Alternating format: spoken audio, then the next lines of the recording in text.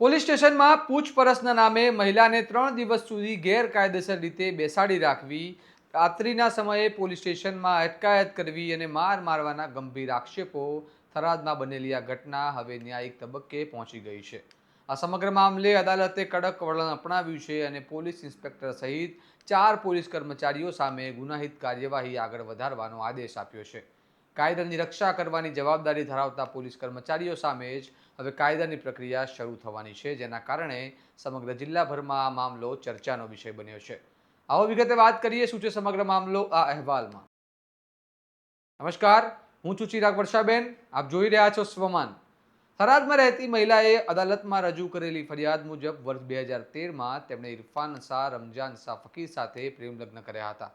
તેમના લગ્ન જીવનમાં 3 સંતાનો પણ છે અને શરૂઆતમાં બંનેનું દાંપત્ય જીવન સામાન્ય રીતે ચાલતું હતું, પરંતુ સમય જતાં મહિલાના પતિ તરફથી માનસિક અને શારીરિક ત્રાસ મળવા લાગ્યો હોવાના આક્ષેપ કરવામાં આવ્યો છે.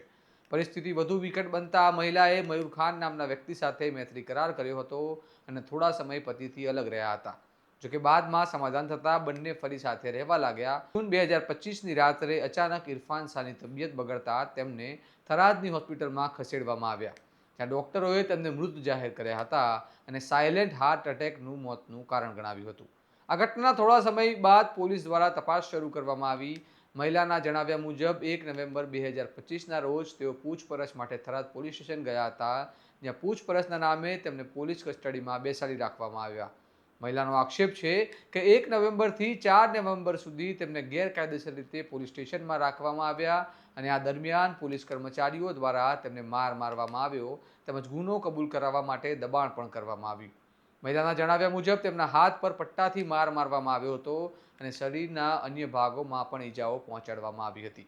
આ સમગ્ર ઘટનાના નિશાન મેડિકલ સર્ટિફિકેટમાં પણ નોંધાયેલા હોવાનું અદાલત સમક્ષ રજૂ થયેલા દસ્તાવેજોમાં જણાવવામાં આવ્યું છે. આ કેસની તપાસ દરમિયાન એ પણ સામે આવ્યું કે પૂછપરછ માટે બોલાવવામાં આવેલી મહિલાને રાત્રિના સમયે પણ પોલીસ સ્ટેશનમાં રોકી રાખવામાં આવી હતી, જ્યારે કાયદા મુજબ મહિલાને રાત્રિના સમયે પોલીસ સ્ટેશનમાં અટકાવીને રાખી શકાતી નથી. આ તમામ હકીકતો, મેડિકલ પુરાવા અને તપાસ અહેવાલોને ધ્યાનમાં રાખીને additional chief judicial magistrate court થરાદે પ્રાથમિક રીતે ગંભીર ગુનાહિત તત્વો સામે આવતા પોલીસ અધિકારીઓ સામે કાર્યવાહીનો માર્ગ ખુલ્લો કર્યો છે.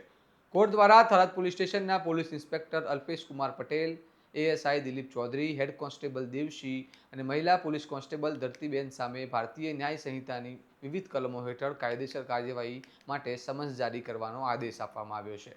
એટલે હવે આ કેસમાં પોલીસ અધિકારીઓ સામે કાનૂની પ્રક્રિયા આગળ વધવાની છે.